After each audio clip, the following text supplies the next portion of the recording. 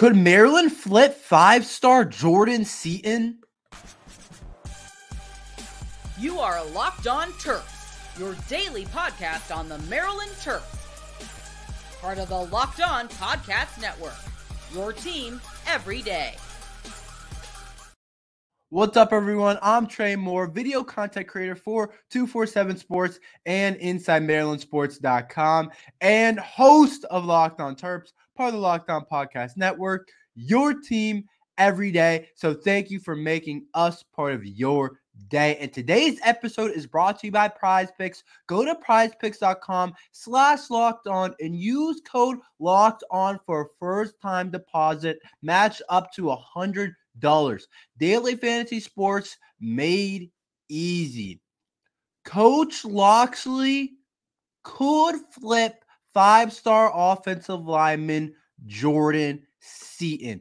For you Maryland fans who don't know Jordan Seaton, he's one of the most talented players in the country in the 2024 class. I think I mentioned him a couple of times on this podcast talking about how Maryland was in the running for five-star Jordan Seaton. He's rated as one of the top offensive linemen in the country. Is currently listed as an offensive tackle. He's a top 30, top 20 type of player. He's a guy that has every offer. Every single college wanted him. Name a school, they wanted Jordan Seaton. And he is currently committed to Colorado. Just committed to Colorado a couple weeks ago. So Deion Sanders was able to land this guy. And you know what Colorado's been talking about? They need linemen. They were able to get a ton in the transfer portal. And obviously we're not here to talk about Colorado football, but a big reason Jordan Seaton, I think, committed to Colorado is because how Coach Prime emphasized we need offensive linemen. We're going to need those type of guys to build this program onto the next level because a lot of the year they couldn't block. So I think that's a big reason why Jordan Seaton, the five-star offensive tackle, I think he can play anywhere along the offensive line. I think he could even play guard at the next level. He can literally do anything at the next level. But I think the big reason he committed to Colorado is because how Coach Sanders has emphasized the line play. And I think Seaton will be able to get on the field rather early at Colorado, but they did get a ton of transfers in the portal on the offensive line. So he is a Colorado commit, five-star offensive tackle, but you guys may be asking, for the people who don't know, and I know a lot of you guys know the situation, so hold on with me as while I explain this situation that's going on and why the flip is even in question.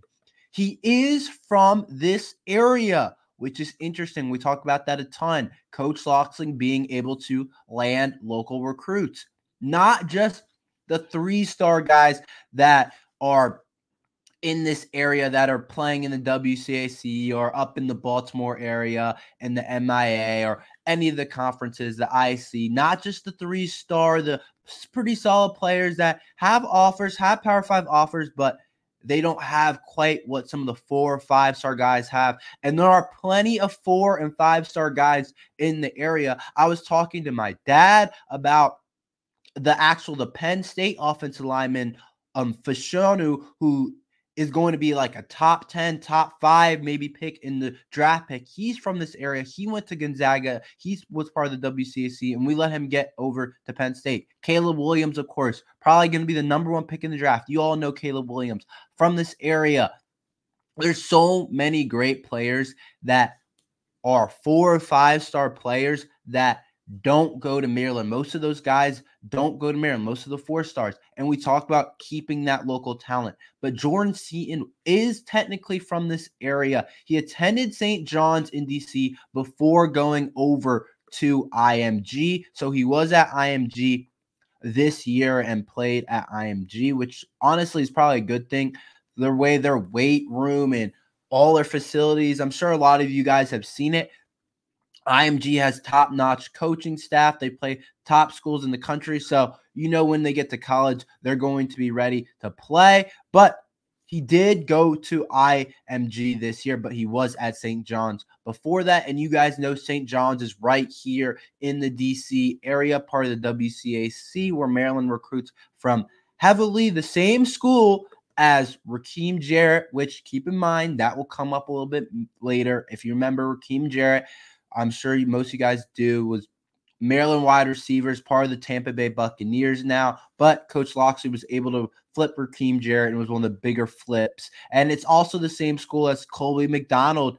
A lot of people don't know that, but Colby McDonald did go to St. John's in D.C. And we also recently picked up a commitment. I wanted to make sure I point this out from Shamar McIntosh, who is also goes to St. John's, currently will be at Maryland soon next year. And Shamar was the top safety in the D.C. area, and we got a commitment from him. And I think he's going to be a really good player after watching his film. So we have been able to get some St. John's players. There's definitely St. John's players that have gone to Maryland and have made an impact and that are on the roster currently, and guys that are going to Maryland that have been part of St. John's. But obviously, it's not exactly St. John's to Maryland for Jordan Seaton because he is technically at IMG.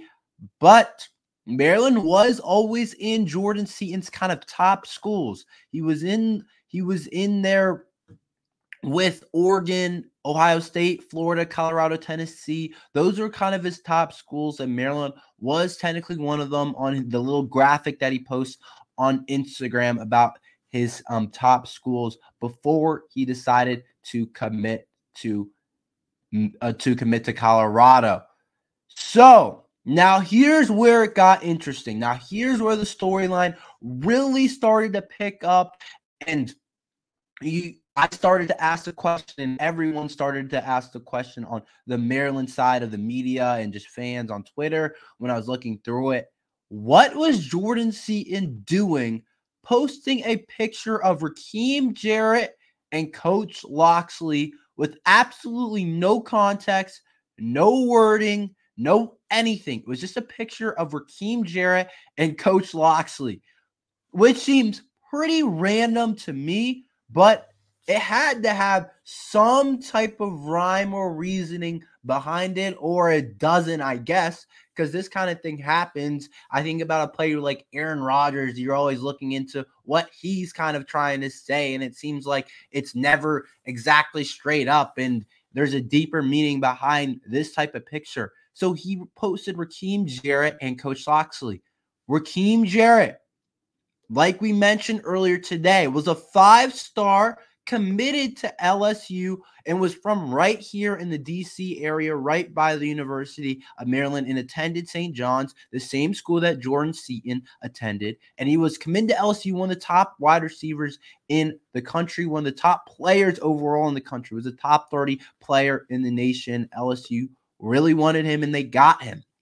But Locksley was able to flip Raheem Jarrett on signing day, one of the biggest surprises on signing day. Everybody was surprised. The national people that talk about recruiting, they were surprised. A lot of people thought it was a bad idea to flip to Maryland. Maryland fans were happy, but still surprised. So we kind of know what happened with the Raheem Jarrett situation. That's kind of history at this point. Coach Locksley was able to flip him on signing day, and it's the biggest flip, the biggest commitment that Coach Locksley has gotten in terms of recruiting rankings and that kind of thing.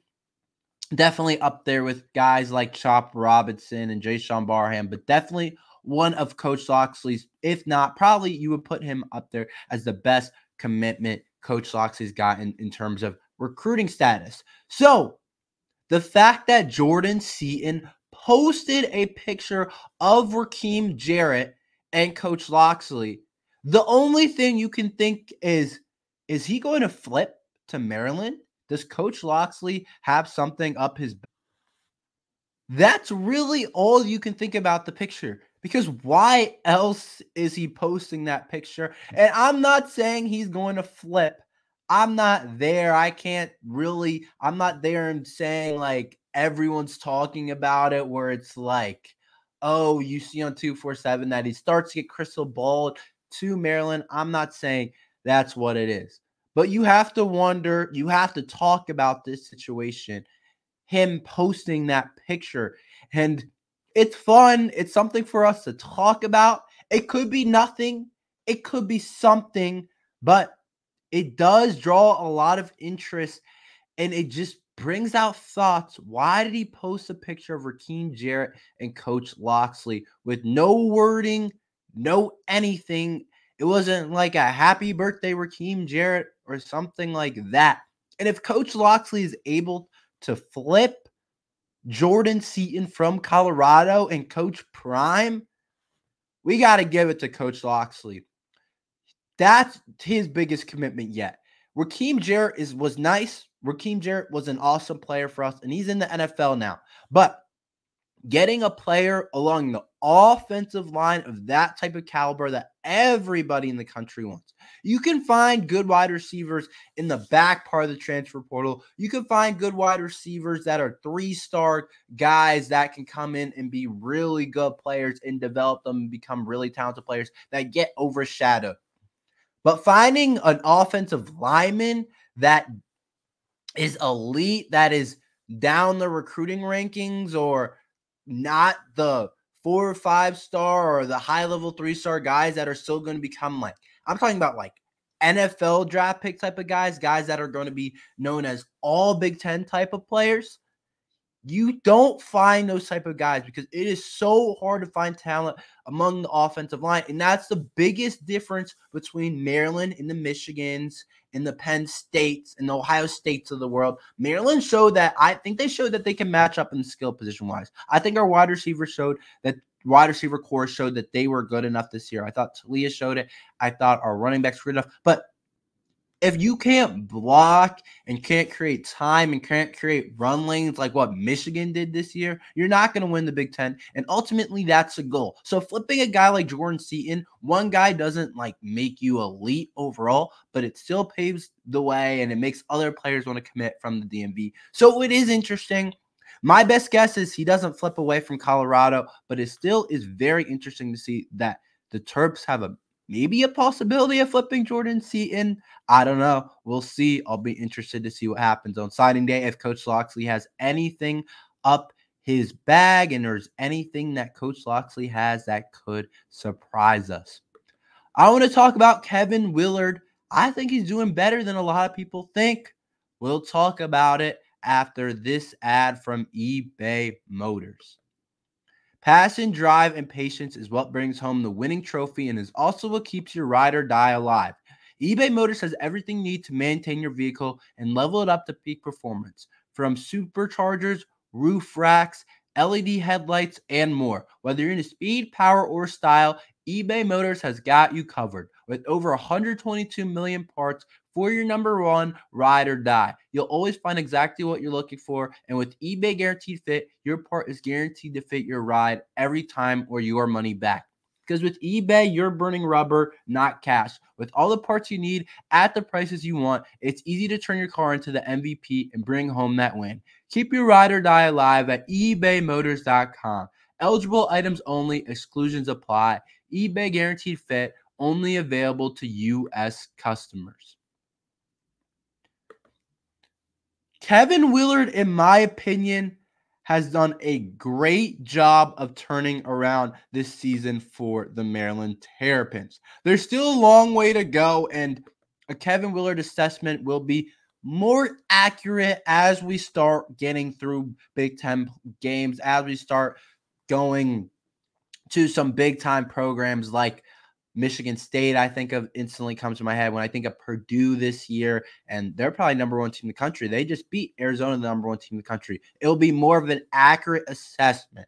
But I want to say that I think Kevin Willard has done a better job than a lot of people think with this Maryland basketball team.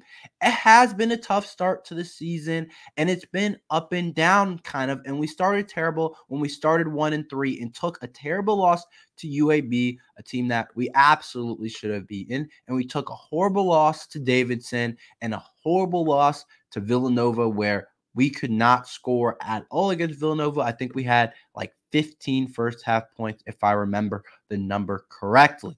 So we started terrible, and a lot of people were calling for Willard to be done. And I understand we didn't play well, and a lot of that was on Kevin Willard. I think he should have came out better with a better game plan, better lineups, better idea of what we were. But at the same time, that's what basketball is. It's about finding your rhythm.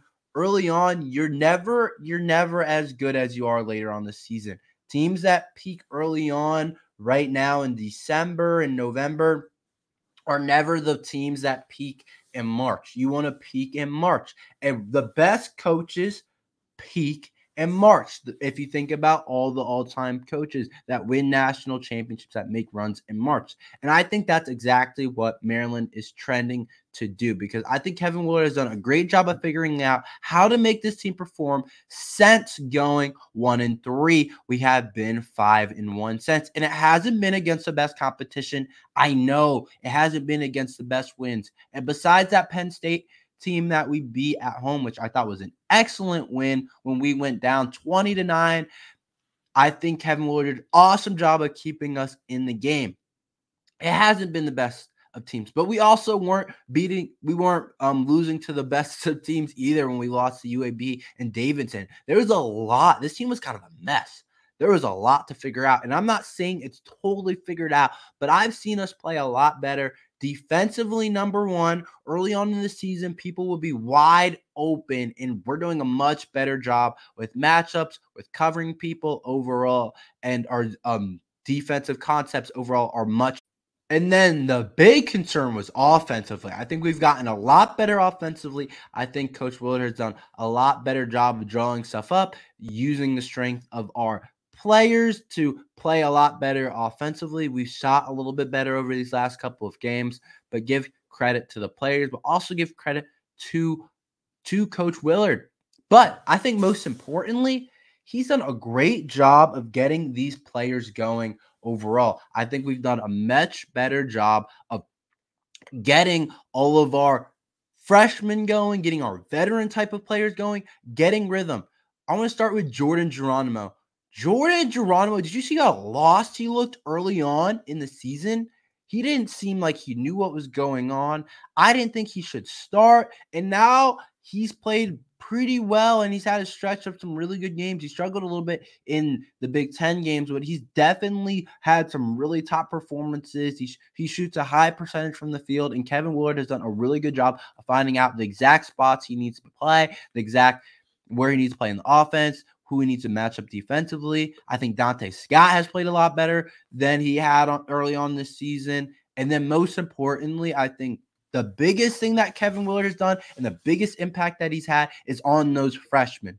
Jamie Kaiser, Jonathan Lamoth, and Deshaun Harris-Smith, mainly Deshaun and Jamie have played the most minutes, have played so much better these last two games. It's not even close. Last game, they combined for over 30 points, the three freshmen. Jonathan even had 10 on his birthday and looked like a player that we hadn't seen Jonathan be yet. And so overall, they looked a lot better, those freshmen. I saw Deshaun Harris-Smith. I saw a thing just on Instagram right before I posted this about Kevin Willard talking about how much he's been working on his shot. And Kevin Willard, as I'm sure, told him, keep shooting. You've been working on it. You've been working on it every morning. So keep shooting that jump shot. And Deshaun Harris-Smith made 3 threes yesterday. And then Jamie Kaiser, we knew he was a great shooter. But Kevin Willard, I'm sure, has instilled confidence in him and has said, Jamie, I know you're not shooting the highest percentage. You're the best shooter on this team, possibly. Keep shooting that shot. And he's done a great job of getting looks for those guys and continue to go to them, because he could have easily said, man, I don't know about Deshaun Harris-Smith starting. I think I might go to a veteran like Jahari Long. And nothing against Jahari Long. Jahari Long has also played awesome in games. And Kevin Willard has done a great job of drawing stuff up for him and saying, get to the rim.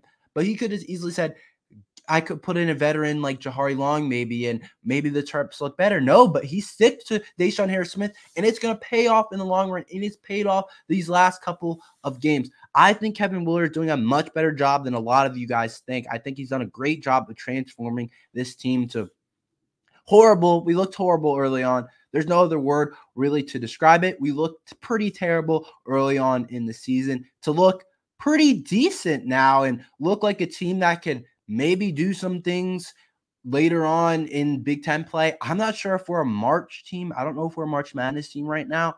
We'll see what happens. I hope we are. But Kevin Willard, if he brings his team into March, you have to give him a ton of credit, because I do think we kind of overrated the team coming into the season, but Kevin Willard has done a really good job of making it a lot better. I think that's the mark of a good coach. You might start bad, but it's really how you respond. If you're able to turn that team around, which I think he's starting to do, we'll see more as we get into Big Ten play. But I think Kevin Willard has done a better job than a lot of people will give him credit for. I think Maryland's on flip watch for another recruit, not just Jordan Seaton. Jordan Seaton isn't the only player on flip watch. 4-star cornerback Braydon Lee is on flip watch to Maryland. He's from right here in the Maryland area. I actually know Braydon Lee personally. He's a great kid, great guy, really good football player, really good athlete overall. For you guys who don't know, Braydon Lee is currently committed to South Carolina, but I've heard a lot of rumblings. There's been a lot of talks that Braydon Lee could potentially flip to Maryland. And there's a little bit more concrete evidence in the Jordan Seaton. The Jordan Seaton thing, let's be honest, it might have been a little bit of a stretch. Is he really going to decommit from Colorado? Is Coach Locksley really going to pull off an offensive lineman commit of that high caliber? We've never seen Coach Locksley be able to flip an offensive lineman of that caliber, and we don't have a track record of developing top offensive linemen like we have wide receivers, like we have cornerbacks. I think those are the two, or people in the secondary. I think those are the two positions that we can kind of look at as a track record and say, Maryland really does have great wide receivers. You look at DJ Moore, you look on Stephon Diggs. So the Raheem Jarrett thing made a little bit more sense. But you think of Maryland offensive linemen, no one really comes to mind, really. So, and you think about guys in the secondary recently, you think about Bo Brady's going to get drafted, and Dante Trader, who's awesome. But you think of Tarheeb Still this year, and Nick Cross just got his first pick of the NFL season. You think of Deonte Banks. I almost forgot about. I'm like, who are the Maryland corners that have gotten drafted? I know there's been some. Deonte Banks has been one of the best rookie corners in the NFL and has played awesome. And they talked about him on prime time about how great of a season he's had. You think of Jacorian Bennett. He started for the Raiders a lot. Both of those guys were on the team last year. We have a great track record of developing corners, developing guys in the secondary. Like I said, Nick Cross, I kind of skipped over that a little bit. Nick Cross got his first pick of the NFL season for the Colts, or of not the NFL season, his first pick ever for the Colts. So Maryland has kind of this track record of developing guys in that secondary.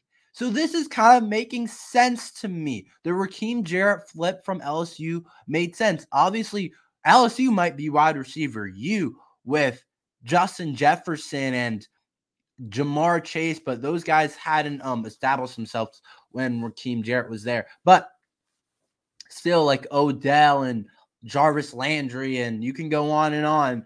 But Maryland also does too with DJ Moore and Stephon Diggs, like I said. So the Braydon Lee flip to Maryland, if it happens, makes a lot of sense because of the cornerback talent we've been able to develop. And sure, South Carolina, I'm sure, has some good players, but they don't have the track record of the cornerbacks that we have developed over the last couple of years. 2 years. Over the last 2 years, this kind of excites me. Tarheeb Still was second team all Big Ten. Tarheeb Still is going to be an NFL draft pick because he can play inside, he can play outside, and he can cover. He can do different things. Tarheeb Still is going to be an NFL player. He's going to be a draft pick. He's definitely going to get drafted. Deonte Banks went in the first round. Jacorian Bennett went in the fourth round. The Terps have guys over the last couple of years that are getting drafted in the secondary. So Braydon Lee, look at him. 4-star talent, one of the better cornerbacks in the nation, a guy that you want to keep home. If you look at him, he's a guy that can play early on, that could potentially play next year. He's enrolling early at Maryland too because, some of the guys do that to get that spring ball experience. So if he's going in for spring ball and playing, then the Terps he could make an impact right away for Maryland in the Maryland Terrapins because of how talented he is and who we lost in the secondary, depending on how good of a player he really is. But I know I've heard great things about him. If you watch the film, he's a twitchy athlete, really good athlete, really great closing speed. He's going to be a really great player. There's a reason he's a 4-star. So if Maryland's able to flip him, he can play, I think, faster than he'll be able to play at South Carolina. I think our program's in a better spot than South Carolina is. If you saw South Carolina play this year, they were pretty awful at times. So I think flipping Braydon Lee makes a lot of sense for Maryland, makes a lot of sense for Braydon Lee, for how we've developed cornerbacks, if he wants to be an NFL player. And I haven't heard the best things about the South Carolina coaching staff.